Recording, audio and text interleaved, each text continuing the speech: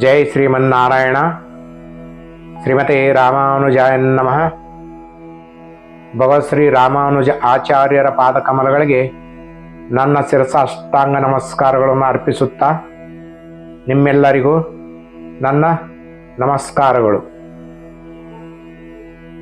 ಹೋದ ಸಂಚಿಕೆಯಲ್ಲಿ ನಾವು ಭಗವದ್ ರಾಮಾನುಜ ಆಚಾರ್ಯರು ಕಂಚಿಪೂರ್ಣರ ಹತ್ರ ಕ್ಷಮೆ ಯಾಚಿಸ್ತಾ ಇರ್ತಾರೆ. ಈಗ ಮುಂದಿನ ಭಾಗಕ್ಕೆ ಹೋಗೋಣ. ಹೀಗೆ ಕಂಚಿಪೂರ್ಣರ ಹತ್ರ ರಾಮಾನುಜರ ವಿದ್ಯಾಭ್ಯಾಸ ನಡೀತಾ ಇರುತ್ತೆ. ಅವರು ಹೇಗೆ ವರದರಾಜರನ್ನು ಒಲಿಸಿಕೊಂಡರು ಮತ್ತು ಕೆಲವೊಂದು ವಿಷಯಗಳನ್ನು ಇವರಿಗೆ ತಿಳಿಸ್ತಾ ಇರ್ತಾರೆ. ತಮಗೆ ಎಷ್ಟು ತಿಳಿದಿರುತ್ತೋ ಅದನ್ನೆಲ್ಲ ಇವರಿಗೆ ವಿದ್ಯಾರ್ಜನೆ ಮಾಡ್ತಾ ಇರ್ತಾರೆ. ಹೀಗೆ ಇರಬೇಕಾದ್ರೆ ಈ ಯಾದವ ಪ್ರಕಾಶರು ಶಿಷ್ಯಂದ್ರ ಜೊತೆಗೆ ಏನು ಹೋಗಿರ್ತಾರಲ್ಲ ಕಾಶಿ ಯಾತ್ರೆಗೆ, ಮರಳಿ ಬರ್ತಾರೆ. ಮರಳಿ ತಿರುಪುಟ್ಕುಳಿಗೆ ಬಂದು ಅಲ್ಲಿಂದ ಒಂದು ದಿವಸ ವರದರಾಜ ಪೆರುಮಾಳರ ದರ್ಶನ ಪಡ್ಕೋಬೇಕಂತೇಳಿ ಕೆಲವು ಶಿಷ್ಯರ ಜೊತೆಗೆ ಅವರು ಇಲ್ಲಿಗೆ ಕಂಚಿಗೆ ಬರ್ತಾರೆ. ಕಂಚಿಗೆ ಬಂದು ಆ ವರದರಾಜರ ದರ್ಶನ ಪಡ್ಕೋಬೇಕಂತೇಳಿ ಬೆಳಗಿನ ಜಾವ ಹೋಗ್ತಾ ಇರ್ತಾರೆ. ಅಲ್ಲಿ ರಾಮಾನುಜರು ಇವರ ಕಣ್ಣಿಗೆ ಬೀಳುತ್ತಾರೆ. ಅವರ ದೇವಸ್ಥಾನದಲ್ಲಿ ಅಭಿಷೇಕಕ್ಕಾಗಿ ಬಿಂದಿಗೆಯಲ್ಲಿ ನೀರನ್ನು ತಂದು ಅಭಿಷೇಕಕ್ಕಾಗಿ ಅಲ್ಲಿ ಒದಗಿಸ್ತಾ ಇರ್ತಾರೆ. ಬೆಳಗಿನ ಜಾವದಲ್ಲಿ ಈ ಯಾದವ ಪ್ರಕಾಶರು ವರದರಾಜ ಪೆರುಮಾಳ ದೇವಸ್ಥಾನಕ್ಕೆ ಬರ್ತಾರೆ. ಬಂದಾಗ ಈ ರಾಮಾನುಜರು ಯಾದವ ಪ್ರಕಾಶರನ್ನು ಕಂಡು ಬೇಗ ಓಡಿ ಬರ್ತಾರೆ. ಬಂದು ಆ ಗುರುಗಳಿಗೆ ಸಾಷ್ಟಾಂಗ ನಮಸ್ಕಾರ ಹಾಕ್ತಾರೆ. ನೋಡಿ ಹೇಗಿದೆ ಅವರ ಒಂದು ಗುಣ, ಒಳ್ಳೆಯ ಗುಣ ಇದ್ದದ್ದಕ್ಕೆ ಅವರು ಆಚಾರ್ಯರಾದರು, ಭಗವದ್ ರಾಮಾನುಜಾಚಾರ್ಯರಾದರು. ಭಗವದ್ ರಾಮಾನುಜಾಚಾರ್ಯರು ಈ ಜಗತ್ತಿಗೆ, ಈ ಮನುಕುಲಕ್ಕೆ, ಶ್ರೀ ವೈಷ್ಣವ ಕುಲಕ್ಕೆ ಒಂದು ದೊಡ್ಡ ಕೊಡುಗೆ ಕೊಟ್ಟರು. ಇಂತಹ ವ್ಯಕ್ತಿತ್ವ ಅವರದು. ಹೀಗೆ ಸಾಷ್ಟಾಂಗ ನಮಸ್ಕಾರ ಮಾಡಿದಾಗ ಅವರಿಗೆ ಗಾಬರಿ ಆಗತ್ತೆ. ಒಂಥರ ಮಾತೇ ಹೊರಡಲ್ಲ, ತೊದಲು ಮಾತಾಡ್ಲಿಕ್ಕಾಗ್ತದೆ. ರಾಮಾನುಜ ಹೀಗೆ ಏನಪ್ಪ ಇದು ಸರಿ ಅಂತೇಳಿ ಹಾಗೆ ಸುಧಾರಿಸ್ಕೊಂಡು ಎಬ್ಬಿಸ್ತಾರೆ. ಕೈ ಹಿಡಿದು ಎಬ್ಬಿಸಿ, ಅಪ್ಪ ರಾಮಾನುಜ ಹೇಗಿದೆಯಾ? ಅಲ್ಲೋ ನೀನು ತಪ್ಸ್ಕೊಂಡು ಬಿಟ್ಟಿಯಲ್ಲಪ್ಪ, ಎಷ್ಟೊಂದು ಹುಡುಕಿದ್ದೀವಿ ನಾವು, ಕೊನೆಗೆ ಸಿಗಲೇ ಇಲ್ಲ, ಬಹಳ ದುಃಖ ಆಯಿತು ನನಗೆ. ಅಂತೂ ನೀನು ಇಲ್ಲಿಗೆ ಬಂದೆಯಲ್ಲ, ಹೇಗೆ ಬಂದೆ ಅಂತೇಳಿ ಕೇಳ್ತಾರೆ. ಅವಾಗ ರಾಮಾನುಜರಂತಾರೆ, ಇಲ್ಲ ಗುರುಗಳೇ, ಹೀಗೀಗಾಯಿತು, ಯಾರೋ ಬೇಡ ದಂಪತಿಗಳು ನನ್ನನ್ನು ಇಲ್ಲಿಗೆ ತಲುಪಿಸಿದರು ಅಂತೇಳಿ ಹೇಳ್ತಾರೆ. ಎಷ್ಟು ದಿವಸಕ್ಕೆ ಬಂದೆ? ಇಲ್ಲ ಗುರುಗಳೇ, ನಾನು ಅಲ್ಲಿಂದ ನಿಮ್ಮಿಂದ ಹೊರಟಿನಲ್ಲ, ದಾರಿ ತಪ್ಪಿಸ್ಕೊಂಡ್ಬಿಟ್ಟೆ, ನನಗೆ ಗೊತ್ತಾಗಲಿಲ್ಲ ಅಂತೇಳಿ ಸುಳ್ಳು ಹೇಳ್ತಾರೆ. ಯಾಕಂದರೆ ಈ ಗುರುಗಳಿಗೆ ನಿಜ ಹೇಳಿದರೆ ಮತ್ತೆ ಯಾಕೆ ಅವರಿಗೆ ಮನಸ್ತಾಪ ಮಾಡೋದು, ಮನಸ್ಸಿಗೆ ನೋವು ಉಂಟು ಮಾಡೋದು ಅಂತೇಳಿ ಅವರು ಇದ್ದದ್ದನ್ನು ಹೇಳೋದಿಲ್ಲ. ನಾನೇ ತಪ್ಪಿಸ್ಕೊಂಡ್ಬಿಟ್ಟೆ ಗುರುಗಳೇ, ಹೀಗೆ ಬಂದ್ಬಿಟ್ಟೆ, ನನಗೆ ಗೊತ್ತಾಗಲಿಲ್ಲ, ನಿಮ್ಮನ್ನು ಹುಡುಕಿದೆ, ನನಗೆ ದಾರಿ ಸಿಗಲಿಲ್ಲ. ಈ ದಟ್ಟ ಅಡವಿಯಲ್ಲಿ ಇಬ್ಬರು ಬೇಡ ದಂಪತಿಗಳು ಬಂದಿದ್ದರು, ಅವ್ರು ನೀರು ಕೇಳಿದರು. ನಾನು ಈಗ ನೀರು ತರಲಿಕ್ಕೆ ಇಲ್ಲಿಗೆ ಬಂದಾಗ ನನಗೆ ಬೆಳಗಾಗಿತ್ತು, ರಾತ್ರಿ ಹೊರಟು ಬಂದಾಗ ಬೆಳಗಿನ ಜಾವ ಆಗಿತ್ತು, ನಾನು ಇಲ್ಲಿಗೆ ಬಂದು ಸೇರಿದ್ದೆ ಕಾಂಚೀಪುರಂಗೆ ಅಂತ ಹೇಳ್ತಾರೆ. ಅವಾಗ ಅವರಿಗೆ ಗಾಬರಿ ಆಗುತ್ತೆ. ಅಲ್ಲೋ ರಾಮಾನುಜ, 800 ಕಿಲೋಮೀಟರ್ ಅದು, ಅಷ್ಟೊಂದು 800 ಕಿಲೋಮೀಟರ್ನ ನೀನು ಒಂದೇ ರಾತ್ರಿಯಲ್ಲಿ ಹೇಗಪ್ಪ ಬಂದೆ? ಆ ವರದರಾಜ ಪೆರುಮಾಳ್ರೆ ನಿನ್ನನ್ನು ಕಾಪಾಡಿದ್ದಾರೆ, ಆ ತಾಯಿ ಪೆರುಂದೇವಿ ನಿನ್ನನ್ನು ಕಾಪಾಡಿದ್ದಾಳೆ ಅಂಥೇಳಿ ಹೇಳ್ತಾರೆ. ಅವಾಗ ಅವರಿಗೆ ಆ ಯಾದವ ಪ್ರಕಾಶರಿಗೆ ಬಹಳ ಮನಸ್ಸಿಗೆ ನೋವಾಗತ್ತೆ. ಏನಪ್ಪ ಎಂಥ ಶಿಷ್ಯ ಇವನು ಅಂತೇಳಿ. ಅವಾಗ ಹೇಳ್ತಾರೆ, ನೋಡು ರಾಮಾನುಜ, ನನ್ನಲ್ಲಿ ಕಲಿಸ್ತಕ್ಕಂಥದ್ದು ಏನಿಲ್ಲಪ್ಪ, ನನ್ನನ್ನೇ ಮೀರಿಸ್ತೀಯ ನೀನು. ನಿನ್ನಲ್ಲಿ ಒಳ್ಳೆ ಜ್ಞಾನ ಇದೆ, ನೀನು ಜ್ಞಾನವಂತ, ನಿನಗೆ ಹೇಳ್ತಕ್ಕಂಥ ವಿಷಯಗಳನ್ನೆಲ್ಲ ನಾನು ಹೇಳಿದ್ದೇನೆ, ಇನ್ನು ನನ್ನಲ್ಲಿ ಯಾವುದೂ ಇಲ್ಲ. ನೀನು ಬೇರೆ ಗುರುಗಳ ಆಶ್ರಯ ಪಡ್ಕೊ, ಹೇಗೂ ಕಂಚಿ ಪೂರ್ಣರ ಜೊತೆ ಇದ್ದೆಲ್ಲ ಹಾಗೆ ಮುಂದುವರಿಸು, ಮತ್ತು ಯಾರಾದರೂ ಸಿಕ್ಕರೆ ಬೇರೆ ಗುರುಗಳ ಆಶ್ರಯ ಪಡ್ಕೊ ಅಂತೇಳಿ ಹೇಳಿ ಅಲ್ಲಿಂದ ಹೊರಟು ಹೋಗ್ತಾರೆ.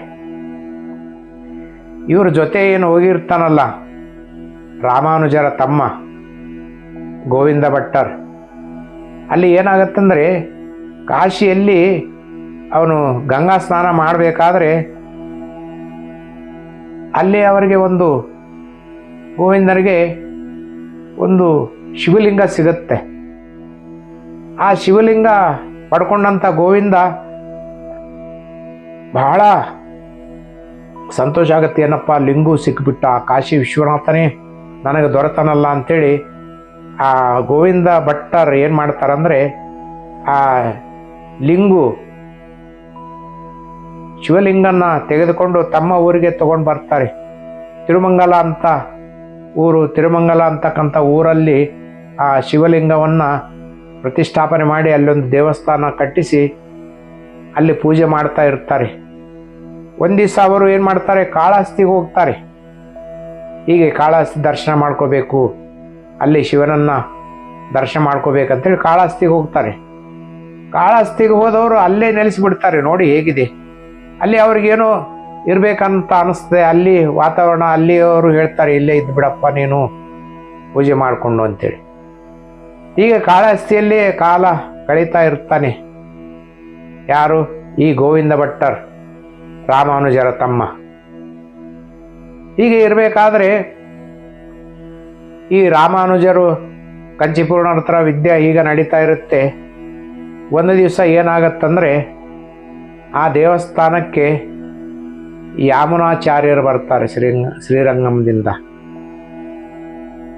ಬಂದಾಗ ಯಾದವ ಪ್ರಕಾಶರು ಅಲ್ಲಿಗೆ ಬರ್ತಾರೆ. ಯಾಕಂದರೆ ಅವ್ರು ದೊಡ್ಡ ಗುರುಗಳಲ್ಲ. ಯಾಮುನಾಚಾರ್ಯರು ಶ್ರೀರಂಗಂ ಮಠದ ಮಠಾಧೀಶ್ವರರು, ಗುರು ಪರಂಪರೆಯಿಂದ ಬಂದವರು. ಅವರು ಗುರುಗಳು, ದೊಡ್ಡ ಪಂಡಿತರು, ಪಂಡಿತೋತ್ತಮರವರು, ಮಹಾಗುರುಗಳು. ವೇದ ಉಪನಿಷತ್ತುಗಳನ್ನು ಅವರು ಕಲಿತುಕೊಂಡು ಅವುಗಳನ್ನು ಅಲ್ಲಿ ವಿದ್ಯಾರ್ಜನೆ ಮಾಡ್ತಾ ಇರ್ತಾರೆ. ಕೆಲವೊಂದು ಶಿಷ್ಯರನ್ನು ಇಟ್ಕೊಂಡು ಆ ಶ್ರೀರಂಗಂನಲ್ಲಿ ಬಹಳ ಪಂಡಿತೋತ್ತಮರು, ಗುರು ಪರಂಪರೆಯಿಂದ ಬಂದವರಲ್ಲ. ಅವರು ಕಂಚಿಗೆ ಬರ್ತಾರೆ, ಏನೋ ವರದರಾಜರ ದರ್ಶನ ಮಾಡ್ಕೊಂಡು ಹೋಗೋಣ ಅಂತೇಳಿ. ಬಂದ ವಿಷಯ ತಿಳ್ಕೊಂಡಂಥ ಯಾದವ ಪ್ರಕಾಶರು ಸಹ ಅಲ್ಲಿಗೆ ಬರ್ತಾರೆ. ಬಂದಾಗ ಇಬ್ಬರು ಭೇಟಿ ಆಗ್ತಾರೆ, ಯಾಮುನಾಚಾರ್ಯರು ಮತ್ತು ಈ ಯಾದವ ಪ್ರಕಾಶರು ಇಬ್ಬರು. ಆ ದೇವಸ್ಥಾನದಲ್ಲಿ ಒಳಗಡೆ ಹೋಗ್ತಾ ಇರಬೇಕಾದ್ರೆ ಅಲ್ಲಿ ಒಳಗಡೆ ರಾಮಾನುಜರನ್ನು ಇವರು ಕಾಣ್ತಾರೆ, ಯಾಮುನಾಚಾರ್ಯರು ಕಾಣ್ತಾರೆ. ಕಂಡು ನೋಡ್ತಾರೆ, ಎಂತಹ ತೇಜಸ್ಸು, ಎಂತಹ ಕಳೆ ಇದೆ ಈ ಮುಖದಲ್ಲಿ ಅಂಥೇಳಿ ತಿಳ್ಕೊಂಡು ಯಾದವ ಪ್ರಕಾಶರು ಕೇಳ್ತಾರೆ, ಯಾರು ಈ ಹುಡುಗ, ಎಷ್ಟೊಂದು ತೇಜಸ್ಸಿದೆ, ಈ ಮುಖದ ಕಳೆಯೇ ಬೇರೆ ಇದೆ ಅಂತೇಳಿ ಹೇಳಿದಾಗ ಯಾದವ ಪ್ರಕಾಶರಂತರ, ಇಲ್ಲ ಗುರುಗಳೇ, ಆಚಾರ್ಯರೇ, ನಮ್ಮ ಶಿಷ್ಯ ನನ್ನ ಹತ್ತಿರ ವಿದ್ಯೆ ಕಲಿತಾ ಇದ್ದ, ಈಗ ಇಲ್ಲಿ ಬಂದಿದ್ದಾನೆ, ಕಂಚಿಪೂರ್ಣರ ಹತ್ರ ಇವನು ಶಿಷ್ಯ ಆಗಿ ವಿದ್ಯೆಯನ್ನು ಪಡಿತಾ ಇದ್ದಾನೆ ಅಂತೇಳಿ ಹೇಳ್ತಾರೆ. ಅಷ್ಟೇ ನೋಡ್ತಾರೆ. ನೋಡಿ, ಯಾಕಂದರೆ ಅವ್ರಿಗೆ ಅನಿಸುತ್ತೆ ಮುಂದಿನ ಪೀಠಕ್ಕೆ ಈ ರಾಮಾನುಜರೇ ಶ್ರೇಷ್ಠರು, ಈ ರಾಮಾನುಜರನ್ನೇ ನಾನು ಪೀಠಾಧಿಪತಿಯನ್ನಾಗಿ ಮಾಡ್ಕೋಬೇಕು ಅಂತೇಳಿ ಮನಸ್ಸಿನಲ್ಲಿ ಅವರಿಗೆ ಬರುತ್ತೆ. ಈ ಮನಸ್ಸಿನಲ್ಲಿ ಬಂದ ತಕ್ಷಣ ಅವ್ರು ಏನೂ ಹೇಳೋದಿಲ್ಲ, ಯಾರಿಗೂ ಅದನ್ನು ಹೇಳೋದಿಲ್ಲ, ಹೇಳೋ ವಿಷಯ ಅಲ್ಲಲ್ಲ ಅದು. ಮನಸ್ಸಿನಲ್ಲಿ ಇಟ್ಕೊಳ್ತಾರೆ, ರಾಮಾನುಜನ್ ದೂರಿಂದ ನೋಡ್ತಾರೆ ಅಷ್ಟೇ. ಅವರು ರಾಮಾನುಜರ ಒಳಗೆ ಸೇವೆ ಮಾಡ್ತಾ ಇರ್ತಾರೆ, ಇವರು ದರ್ಶನ ಮಾಡ್ಕೊಂಡು ಬಂದುಬಿಡ್ತಾರೆ ಅಷ್ಟೇ. ಇವ್ರ ಮನಸ್ಸಿನಲ್ಲಿ ಏನಿರುತ್ತಂದರೆ ಆ ರಾಮಾನುಜರನ್ನ ಪೀಠಕ್ಕೆ ಏರಿಸಬೇಕು, ಪೀಠಾಧೀಶ್ವರನಾಗಿ ಮಾಡಬೇಕು ಅಂತೇಳಿ ಇರ್ತದೆ, ಶಿಷ್ಯನನ್ನಾಗಿ ಸ್ವೀಕಾರ ಮಾಡಬೇಕು ಅಂತೇಳಿ. ಸರಿ ಅಂತೇಳಿ ಏನು ಹೇಳೋದಿಲ್ಲ, ಅಲ್ಲಿ ಹೋಗಿ ಆ ಸ್ವಾಮಿ ದರ್ಶನ ಮಾಡಿಕೊಂಡು ಸೀದಾ ಶ್ರೀರಂಗಮ್ಗೆ ಹೋಗಿಬಿಡ್ತಾರೆ. ಹೋಗಿ ಅಲ್ಲಿ ಒಬ್ಬ ಅವ್ರ ಶಿಷ್ಯ ಇರ್ತಾರೆ, ಶಿಷ್ಯರಿಗೆ ಹೇಳ್ತಾರೆ. ಆ ಶಿಷ್ಯರು ಬಹಳ ಆತ್ಮೀಯ ಶಿಷ್ಯರು ಈ ಗುರುಗಳಿಗೆ, ಅವರೇ ಮಹಾಪೂರ್ಣರು ಅಂತೇಳಿ. ನೋಡಿ, ಇಲ್ಲಿ ಕಂಚಿಯಲ್ಲಿ ಇರ್ತಕ್ಕಂಥವ್ರು ಕಂಚಿಪೂರ್ಣರು, ಆ ಶ್ರೀರಂಗಂನಲ್ಲಿರ್ತಕ್ಕಂಥ ಯಾಮನಾಚಾರ್ಯ ಅವರ ಶಿಷ್ಯ ಏನಿರ್ತಾರೆ ಮಹಾಪೂರ್ಣರು, ಅಥವಾ ಅವರಿಗೆ ಪೆರಿಯ ನಂಬಿ ಅಂತೇಳಿ ಹೇಳ್ತಾ ಇರ್ತಾರೆ. ಪೆರಿಯ ನಂಬಿ ಅಂದರೆ ಇದು ದೊಡ್ಡ ಶಿಷ್ಯ ಅಂತೇಳಿ, ಅಂದರೆ ಎಲ್ಲ ಶಿಷ್ಯರಲ್ಲಿ ಅವರು ಮುಖ್ಯ ಅಂತೇಳಿ, ಅಥವಾ ಪೆರಿಯ ನಂಬಿ ಅಂತೇಳಿ ಅವರಿಗೆ ಹೆಸರು ಹೇಳ್ತಾ ಇರ್ತಾರೆ. ಯಾಮನಾಚಾರ್ಯರು ಪೆರಿಯ ನಂಬಿ ಅಂತೇಳಿ ಕರೀತಾ ಇರ್ತಾರೆ, ಅದು ಅವ್ರ ಹೆಸರು ಮಹಾಪೂರ್ಣ ಅಂತೇಳಿ. ಕರೆದು ಹೇಳ್ತಾರೆ, ನೋಡು ನೀನು ಶ್ರೀ ವರದರಾಜ ಪೆರುಮಾಳ್ ದೇವಸ್ಥಾನಕ್ಕೆ ಕಾಂಚೀಪುರಂಗೆ ಹೋಗಿ ಅಲ್ಲಿ ಒಬ್ಬ ಕಂಚಿಪೂರ್ಣರ ಶಿಷ್ಯ ಇದ್ದಾನೆ ರಾಮಾನುಜ ಅಂತೇಳಿ, ಅವನನ್ನು ಹೇಗಾದರೂ ಮಾಡಿ ಕರೆದುಕೊಂಡು ಬರಬೇಕು ನೀನು ಶ್ರೀರಂಗಮ್ಗೆ ಅಂತೇಳಿ. ಶ್ರೀರಂಗಮ್ಗೆ ಹೇಗಾದರೂ ಮಾಡಿ ಕರೆದುಕೊಂಡು ಬರಬೇಕು ಅಂತ ಹೇಳ್ತಾರೆ.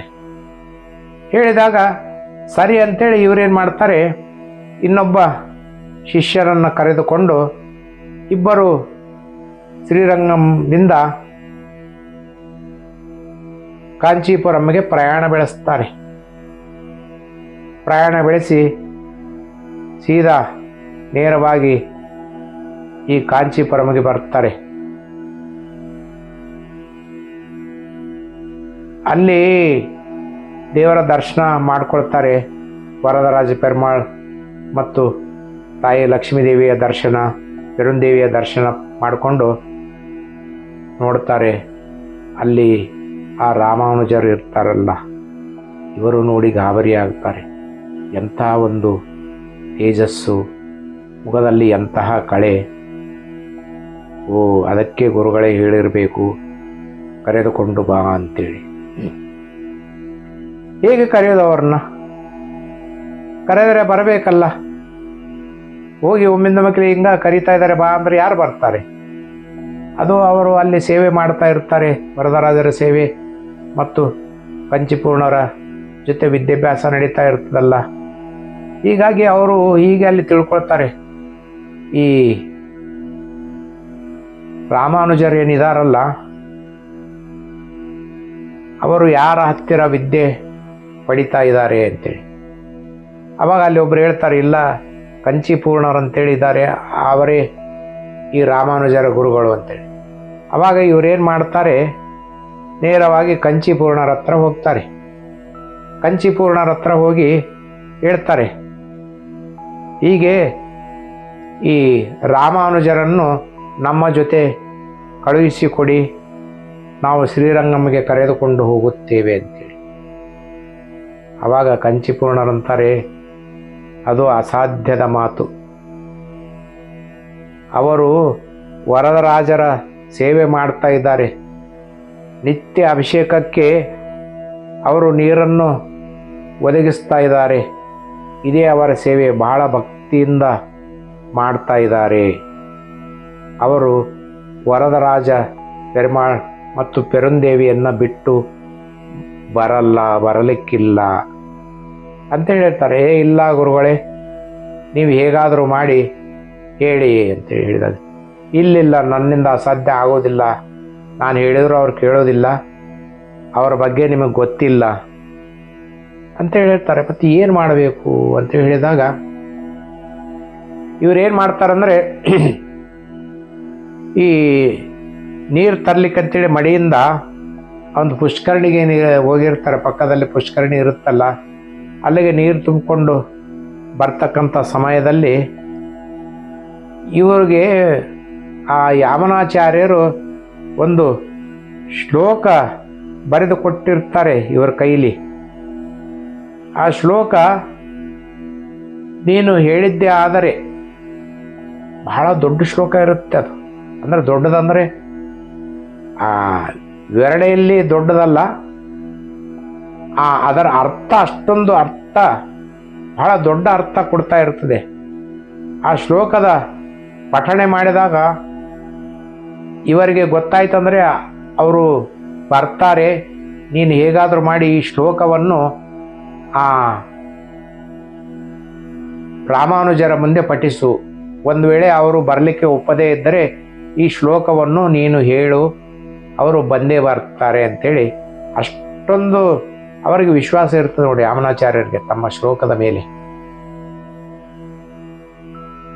ಸರಿ ಅಂತೇಳಿ ಇವರೇನು ಮಾಡ್ತಾರೆ, ಈ ಮಹಾಪೂರ್ಣರು ಮತ್ತು ಅವರ ಜೊತೆ ಬಂದಿರತಕ್ಕಂಥ ಇನ್ನೊಬ್ಬ ಶಿಷ್ಯ ಇಬ್ಬರು ರಾಮಾನುಜರ ಹತ್ರ ಹೋಗಿ ಕೇಳ್ಕೊಳ್ತಾರೆ, ಅಪ್ಪ ರಾಮಾನುಜ, ನಾವು ಶ್ರೀರಂಗಮದಿಂದ ಬಂದಿದ್ದೇವೆ, ನೀನು ಶ್ರೀರಂಗಮಿಗೆ ಬರಬೇಕು. ಯಾಮನ ಮುನಿಗಳು, ಯಾಮನಾಚಾರ್ಯರು ಶ್ರೀರಂಗಮದ ಮಠಾಧೀಶ್ವರವರು, ಗುರು ಪರಂಪರೆಯಿಂದ ಬಂದವರು, ಅವರು ಕರೀತಾ ಇದ್ದಾರೆ, ನೀನು ಬರಬೇಕು ಅಂತೇಳಿ ಹೇಳ್ತಾರೆ, ಕೇಳ್ಕೊಳ್ತಾರೆ. ಆದರೆ ಅವರು ಒಪ್ಪೋದಿಲ್ಲ. ಇಲ್ಲಿಲ್ಲ, ನಾ ಬರೋದಿಲ್ಲ, ಈ ಕಂಚಿಪೂರ್ಣರೇ ನನ್ನ ಗುರುಗಳು, ಅವರನ್ನು ಬಿಟ್ಟು ನಾನು ಬರೋದಿಲ್ಲ, ಮತ್ತು ಇಲ್ಲಿ ನನ್ನ ಸೇವೆ ನಡೀತಾ ಇದೆ, ವರದರಾಜ ಪೆರ್ಮಾಳ್ ಪೆರಂದೇವಿ ಸೇವೆ ಬಿಟ್ಟು ನಾನು ಬರೋದಿಲ್ಲ ಅಂತೇಳಿ ಹೇಳ್ತಾರೆ. ಹೇಳಿದಾಗ ಆವಾಗ ಮಹಾಪೂರ್ಣರು ಏನು ಮಾಡ್ತಾರಂದರೆ, ನಿಧಾನವಾಗಿ ಆ ಯಾಮನಾಚಾರ್ಯರು ಕೊಟ್ಟಿರ್ತಕ್ಕಂಥ ಶ್ಲೋಕವನ್ನು ಜೋರಾಗಿ ಪಠಣ ಮಾಡಲಿಕ್ಕೆ ಪ್ರಾರಂಭ ಮಾಡ್ತಾರೆ. ಒಂದ್ಸಲ ಮಾಡ್ತಾರೆ. ಮಾಡಿದಾಗ ಈ ರಾಮಾನುಚಾರ್ಯರಿಗೆ ಏನೋ ಒಂಥರ ಆಕರ್ಷಣೆ ಆಗುತ್ತೆ. ಮತ್ತೆ ಎರಡನೇ ಸಲ ಜೋರಾಗಿ ಹೇಳ್ತಾರೆ. ಆವಾಗ ಸ್ವಲ್ಪ ಕಿವಿ ಆ ಕಡೆ ಹೋಗುತ್ತೆ ಅವರಿಗೆ, ಆ ಶ್ಲೋಕದ ಕಡೆ ಹೋದಾಗ ಆ ಶ್ಲೋಕವನ್ನು ಹಾಗೆಯೇ ಅವರ ಕಣ್ಣು ಮುಚ್ಚಿಕೊಂಡು ಕೇಳ್ತಾರೆ. ಕೇಳಿದಾಗ ಇವರಿಗೆ ಬಹಳ ಆಶ್ಚರ್ಯ ಆಗುತ್ತೆ. ಆ ಶ್ಲೋಕವನ್ನು ಕೇಳಿದಂಥ ರಾಮಾನುಜರು ತಾವು ಮಡಿಯಿಂದ ಏನು ನೀರು ತೆಗೆದುಕೊಂಡು ಹೋಗ್ತಾ ಇದ್ರಲ್ಲ, ಆ ಬಿಂದಿಗೆಯನ್ನು ಅಲ್ಲೇ ಇಟ್ಟು ಆ ಮಹಾಪೂರ್ಣರಿಗೆ ನಮಸ್ಕಾರ ಮಾಡಿ ಹೇಳ್ತಾರೆ, ಸ್ವಾಮಿ, ಈ ಶ್ಲೋಕ ಪಠಣೆ ಮಾಡಿದರಲ್ಲ, ಇದು ನೀವು ರಚನೆ ಮಾಡಿದ್ದೀಯೇ? ನೀವು ರಚನೆ ಮಾಡಿದ್ದೀರಾ? ಇದು ನಿಮ್ಮದೇ ಶ್ಲೋಕವೇ? ಹಾಗಾದರೆ ನನ್ನನ್ನು ನಿಮ್ಮ ಶಿಷ್ಯನನ್ನಾಗಿ ಸ್ವೀಕರಿಸಿ ಪ್ರಭು ಗುರುಗಳೇ, ನೀವು ಇಲ್ಲ ಅನ್ನಬೇಡಿ ಅಂತೇಳಿ ಸಾಷ್ಟಾಂಗ ನಮಸ್ಕಾರ ಮಾಡ್ತಾರೆ ಮಹಾಪೂರ್ಣರಿಗೆ. ಯಾರು? ರಾಮಾನುಜರು. ನೋಡಿ, ರಾಮಾನುಜರು ಸಾಷ್ಟಾಂಗ ನಮಸ್ಕಾರ ಮಾಡಿದ ತಕ್ಷಣ ಈ ಮಹಾಪೂರ್ಣರ ಗಾಬರಿ ಆಗತ್ತೆ. ಅಯ್ಯ ರಾಮಾನುಜ, ನಾನು ಬರೆದ ಶ್ಲೋಕ ಅಲ್ಲ ಇದು, ನಮ್ಮ ಗುರುಗಳು ಯಾಮನಾಚಾರ್ಯರು ಬರೆದಿರ್ತಕ್ಕಂಥ ಶ್ಲೋಕ. ಹಾಗಾದರೆ ಅವರಲ್ಲಿ ಇನ್ನೂ ಶ್ಲೋಕಗಳಿದಾವ? ಅವರೇ ಈ ಶ್ಲೋಕವನ್ನು ಬರೆದರೆ ಎಷ್ಟೊಂದು ಅರ್ಥ ಕೊಡ್ತಕ್ಕಂಥ ಶ್ಲೋಕ ಇದು. ಇದುವರೆಗೂ ನಾನು ಇಂಥ ಶ್ಲೋಕವನ್ನು ಕೇಳಿಲ್ಲ. ನನಗೆ ಬಹಳ ಸಂತೋಷ ಆಗ್ತಾ ಇದೆ. ಇಂಥ ಶ್ಲೋಕಗಳನ್ನು ಕಲಿಬೇಕು. ಅದಕ್ಕೆ ದಯವಿಟ್ಟು ಹೇಗಾದರೂ ಮಾಡಿ ಅಂತೇಳಿ ಹೇಳ್ತಾರೆ. ಅಲ್ಲ ರಾಮಾನುಜ, ಆ ಯಾಮನಾಚಾರ್ಯರೇ ಹೇಳಿದ್ದಾರೆ ನಿನ್ನನ್ನು ಕರೆದುಕೊಂಡು ಬರಲಿಕ್ಕೆ. ಯಾಮನಾಚಾರ್ಯರು ನಿನ್ನನ್ನು ಬಿಡದೆ ಹೇಗಾದರೂ ಮಾಡಿ ಕರೆದುಕೊಂಡು ಬಾ, ಬರದೇ ಇದ್ದ ಪಕ್ಷದಲ್ಲಿ ಈ ಶ್ಲೋಕ ಓದು, ಆ ರಾಮಾನುಜನೇ ಬರ್ತಾರೆ ಅಂತೇಳಿ ಹೇಳಿದ್ದಾರೆ. ನೋಡಿ, ರಾಮಾನುಜರಿಗೆ ಗಾಬರಿ ಆಗ್ತದೆ. ಅಷ್ಟೊಂದು ವಿಶ್ವಾಸ ಇತ್ತ ಅವರಿಗೆ ಅಂತೇಳಿ. ಹೌದು ರಾಮಾನುಜ, ಅಷ್ಟೊಂದು ವಿಶ್ವಾಸ ಇತ್ತು ಈ ಶ್ಲೋಕದ ಮೇಲೆ, ಮತ್ತು ನೀನು ಬಂದೇ ಬರ್ತೀಯ ಅಂತೇಳಿ. ಸರಿ ಅಂತೇಳಿ ಆಗಿಂದಾಗೆ ಅವರಂತಾರೆ, ಸರಿ ಹಾಗಾದರೆ ನನ್ನನ್ನು ಕರೆದುಕೊಂಡು ಹೋಗಿ ಈಗಲೇ ಬರ್ತೇನೆ. ಸರಿ, ಹೇಗೂ ನೀನು ಆ ಸೇವೆ ಮಾಡ್ತಾ ಇದೆಯಲ್ಲ, ದೇವರ ಸೇವೆ ಮುಗಿಸಿಕೊ, ಅರ್ಧಕ್ಕೆ ನಿಲ್ಲಿಸಬಾರದು. ಹೋಗಿ ಸೇವೆ ಆಗಲಿ, ದೇವರ ಸೇವೆ ಆದ ಮೇಲೆ ನಾವು ಹೊರಡೋಣ. ಇಲ್ಲ ಇಲ್ಲ, ನಾನು ಗುರುಗಳನ್ನು ನೋಡಲೇಬೇಕು, ನಾನು ಈಗಿಂದೀಗಲೇ ಹೊರಟು ಬರುತ್ತೇನೆ ನಿಮ್ಮ ಹಿಂದೆ. ಆದರೂ ಸಮಾಧಾನ ಮಾಡಿ ಹೇಳ್ತಾರೆ, ಅರ್ಧಕ್ಕೆ ಈ ದೇವರ ಸೇವೆ ನಿಲ್ಲೋದು ಬೇಡ, ಇವತ್ತು ಪೂರ್ತಿ ಮಾಡು ಅಂತೇಳಿ. ಸರಿ ಅಂತೇಳಿ ಏನು ಮಾಡ್ತಾರೆ, ಆ ದೇವರ ಸೇವೆ ಅಭಿಷೇಕ ಎಲ್ಲ ಮುಗಿಸ್ಕೊಳ್ತಾರೆ. ಮುಗಿಸ್ಕೊಂಡು ಎಲ್ಲ ನೈವೇದ್ಯ ಎಲ್ಲ ಆಗುತ್ತೆ. ಈ ರಾಮಾನುಜರಿಗೆ ಮನಸ್ಸಿಲ್ಲದ ಮನಸ್ಸು. ಇವತ್ತು ದೇವರ ಸೇವೆಗಂತಲೂ ಆ ಯಾಮನಾಚಾರ್ಯ ಗುರುಗಳನ್ನು ನೋಡಲೇಬೇಕಂತ ಮನಸ್ಸಿನಲ್ಲಿ ಒಂದು ಇದು ಏನಂದರೆ ತ್ವರಿತಾ ಇರುತ್ತೆ, ಮನಸ್ಸು ಆತುರಿತಾ ಇರುತ್ತೆ, ಹೇಗಾದರೂ ಮಾಡಿ ಯಾಮನಾಚಾರ್ಯರನ್ನ ಕಾಣಬೇಕು ಅಂತೇಳಿ. ಅವಾಗ ಅಂತಾರೆ, ಈ ಬಂದಿರತಕ್ಕಂಥ ಮಹಾಪೂರ್ಣರು ಮತ್ತು ಶಿಷ್ಯ, ಅಲ್ಲ ರಾಮಾನುಜ, ಹೇಗೆ ಗೊತ್ತಾಯ್ತಪ್ಪ, ನಾವು ನಡೆದು ಸುಸ್ತಾಗಿ ಬಂದಿದ್ದೇವೆ, ನಮಗೆ ಇವತ್ತಿನ ದಿವಸ ಇಲ್ಲೇ ತಂಗೋಣ, ಬೆಳಗಿನ ಜಾವ ಎದ್ದು ಹೋಗೋಣ, ನಮಗೂ ಸ್ವಲ್ಪ ವಿಶ್ರಾಂತಿ ಬೇಕು ಅಂತೇಳಿ. ಆದರೆ ರಾಮಾನುಜರು ಇಲ್ಲ, ಬೇಗ ಹೋಗೋಣ, ಇಲ್ಲ ಹೋಗೋಣ, ಬೆಳಗಿನ ಜಾವದಲ್ಲೇ ಎದ್ದು ಹೋಗೋಣ ಅಂತೇಳಿ ಅವಾಗ ಏನು ಮಾಡ್ತಾರೆ, ಅವರು ಅಲ್ಲೇ ತಂಗುತ್ತಾರೆ. ತಂಗಿದಾಗ ರಾಮಾನುಜಾಚಾರ್ಯರು ಮನೆಗೆ ಬಂದು ನಮ್ಮ ಸತಿಗೆ ಹೇಳ್ತಾರೆ, ನಾನು ಹೀಗೆ ಬೆಳಗ್ಗೆ ಶ್ರೀರಂಗಂಗೆ ಹೊರಡಬೇಕು, ನಾನು ಅಲ್ಲಿ ಯಾಮನಾಚಾರ್ಯರನ್ನು ಕಾಣಬೇಕು ಅಂಥೇಳಿ ಹೇಳಿದಾಗ ಅವಾಗ ಆ ತಂಜಮಾಂಬ ಹೇಳ್ತಾರೆ, ತಂಜಮಾಂಬಗೆ ಇನ್ನೊಂದು ಹೆಸರಿರುತ್ತೆ, ರಕ್ಷಾಂಬ ಅಂತೇಳಿ. ಆ ರಕ್ಷಾಂಬ ಅಥವಾ ತಂಜಮಾಂಬ ಹೇಳ್ತಾರೆ, ಸರಿ ಹಾಗೆ ಮಾಡಿ, ನಿಮ್ಮ ಇಷ್ಟ, ಹೋಗಿ ಆ ಗುರುಗಳನ್ನು ಆಶ್ರಯ ಪಡ್ಕೊಳ್ಳಿ, ಯಾಕಂದರೆ ನಿಮಗೆ ವಿದ್ಯೆ ಕಲಿಬೇಕಂತಕ್ಕಂಥ ಉತ್ಸುಕತೆ, ಒಂದು ಉತ್ಸಾಹ ಭಾಳ ಇದೆ. ಸರಿ, ನಿಮ್ಮ ಇಷ್ಟದಂತೆ ಆಗಲಿ, ಬೆಳಗ್ಗೆ ಎದ್ದು ಹೋಗಿ ಅಂತ ಹೇಳಿದಾಗ ಬೆಳಗಿನ ಜಾವ ಎದ್ದು ಬೇಗ ಸ್ನಾನಾದಿಗಳನ್ನು ಮುಗಿಸ್ಕೊಂಡು ಈ ಮಹಾಪೂರ್ಣರು ಮತ್ತು ಆ ಶಿಷ್ಯ ಬರ್ತಾರೆ. ಬೆಳಗಿನ ಜಾವ ಎದ್ದು ಆ ಶ್ರೀರಂಗಂಗೆ ಹೋಗ್ತಾರೆ. ಶ್ರೀರಂಗಂ ಪ್ರವೇಶ ಆಗುತ್ತೆ. ಅಲ್ಲಿ ವಾತಾವರಣನೇ ಬೇರೆ ಇರುತ್ತೆ ನೋಡಿ. ಅಲ್ಲಿ ವಾತಾವರಣ ಏನಂದ್ರೆ ಎಲ್ಲ ನಿಶ್ಶಬ್ದ ಆಗಿರುತ್ತೆ. ದೇವಸ್ಥಾನ ಎಲ್ಲ ಶಿಷ್ಯಂದರು, ಅಲ್ಲಿರ್ತಕ್ಕಂಥ ಜನಗಳು ಗುಂಪಾಗಿ ಒಳಗಡೆ ಸೇರಿರ್ತಾರೆ. ಆ ಶ್ರೀರಂಗಂ ಸುತ್ತ ಮೌನ ಆಚರಣೆ ಇರುತ್ತೆ, ಮೌನವಾಗಿರುತ್ತೆ ಆ ದೇವಸ್ಥಾನ ಒಳಗಡೆ. ಈ ಮಹಾಪೂರ್ಣರು, ರಾಮಾನುಜರು ಮತ್ತು ಇನ್ನೊಬ್ಬ ಶಿಷ್ಯ ಮೂವರು ಪ್ರವೇಶ ಮಾಡ್ತಾರೆ, ನೋಡ್ತಾರೆ. ಎಲ್ಲರೂ ದುಃಖದಿಂದ ಕೂಡಿರ್ತಾರೆ. ಎಷ್ಟೋ ಜನ ಅಳ್ತಾ ಇರ್ತಾರೆ, ಬೇರೆ ಕಡೆಯಿಂದೆಲ್ಲ ಬಂದಿರ್ತಾರೆ ಜನಗಳು, ದುಃಖಿಸ್ತಾ ಇರ್ತಾರೆ. ಅವರ ಶಿಷ್ಯಂದರು ದುಃಖ ತಪ್ತರಾಗಿರ್ತಾರೆ. ಇದನ್ನೆಲ್ಲ ಅರಿತುಕೊಂಡ ಮಹಾಪೂರ್ಣರು ಕೇಳ್ತಾರೆ, ಅಲ್ಲಿ ಅವರಿಗೆ ಏನಾಯಿತು, ಯಾಕೆ ಹೀಗೆ ಮೌನವಾಗಿದೆ ಈ ಶ್ರೀರಂಗನಾಥ ದೇವಸ್ಥಾನ ಅಂತೇಳಿ ಕೇಳಿದಾಗ ಅವಾಗ ಅಲ್ಲಿ ಹೇಳ್ತಾರೆ, ಇಲ್ಲ, ಇವತ್ತು ಬೆಳಗಿನ ಜಾವ ಶ್ರೀ ಯಾಮನಾಚಾರ್ಯ ಗುರುಗಳು ಆ ಭಗವಂತನ ಪಾದ ಸೇರಿದರು, ಶ್ರೀಮನ್ನಾರಾಯಣ ಪಾದ ಸೇರಿದರು, ವೈಕುಂಠ ವಾಸಿಯಾದರು ಹೇಳಿದಾಗ ರಾಮಾನುಜಾಚಾರ್ಯರಿಗೆ ಬಹಳ ದುಃಖ ಆಗುತ್ತೆ, ಭ್ರಮೆ ಆಗುತ್ತೆ. ಏನಿದು, ನಾನೇನು ಅಂದ್ಕೊಂಡೆ, ನನಗೇನಾಗ್ತಾ ಇದೆ, ಯಾಕೆ ದೇವರು ಹೀಗೆ ಮಾಡಿದ ರಂಗನಾಥ ಅಂಥೇಳಿ. ಮತ್ತೆ ಬೇರೆ ದಾರಿ ಇಲ್ಲಲ್ಲ, ಬಂದಿದ್ದಾರೆ. ಸರಿ ಅಂಥೇಳಿ ಮಹಾಪೂರ್ಣರು, ರಾಮಾನುಜರು ಆ ಯಾಮನಾಚಾರ್ಯರ ಮೃತದೇಹದ ಹತ್ರ ಬರ್ತಾರೆ. ಬಂದು ಆ ಮುಖವನ್ನು ನೋಡಿ ದುಃಖಿಸ್ತಾರೆ. ರಾಮಾನುಜರು ಬಹಳ ದುಃಖ ಆಗುತ್ತೆ, ದುಃಖಿಸ್ತಾರೆ. ಎಂಥ ದುರ್ದೈವ ನನ್ನದು, ಈ ಯಾಮನಾಚಾರ್ಯರ ಶಿಷ್ಯನಾಗಿ ಉಳಿಯೋದು ನನ್ನ ಕೈಲಾಗಲಿಲ್ಲ. ಅವರ ಒಂದು ವಿದ್ಯೆ ಅವರ ಹತ್ತಿರ ನಾನು ಕಲಿತ್ಕೊಳ್ಳಿಲ್ಲ, ಅವರ ಶಿಷ್ಯನಾಗಲಿಲ್ಲ, ಅವರನ್ನು ನಾನು ಗುರುಗಳನ್ನಾಗಿ ಪಡೆಯಲಿಲ್ಲ ಅಂಥೇಳಿ ಅವರ ಮುಖ ನೋಡುತ್ತಾರೆ.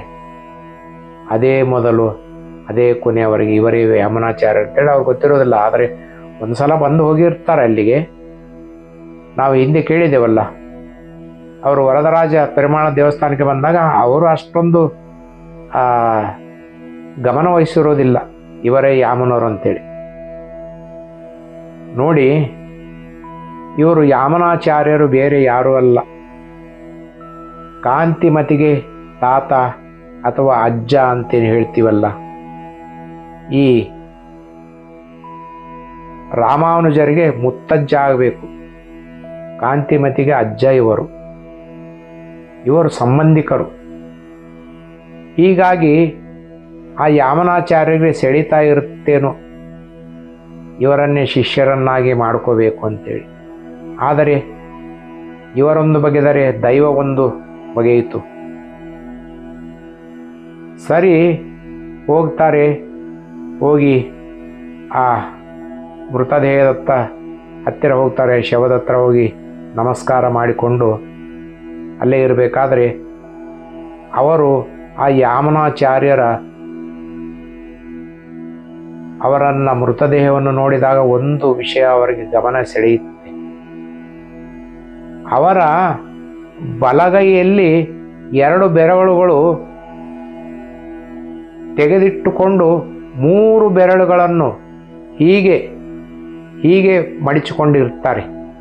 ನೋಡಿ, ಈ ರೀತಿಯಾಗಿ ಆ ಮುದ್ರೆಯಲ್ಲಿ 3 ಬೆರಳುಗಳನ್ನು ಮಡಿಚಿಕೊಂಡು 2 ಬೆರಳುಗಳನ್ನು ಮಾತ್ರ ತೆರೆದುಕೊಂಡು ಅವರು ತಮ್ಮ ಪ್ರಾಣವನ್ನು ಬಿಟ್ಟಿರ್ತಾರೆ, ಪ್ರಾಣ ತ್ಯಾಗ ಮಾಡಿರ್ತಾರೆ.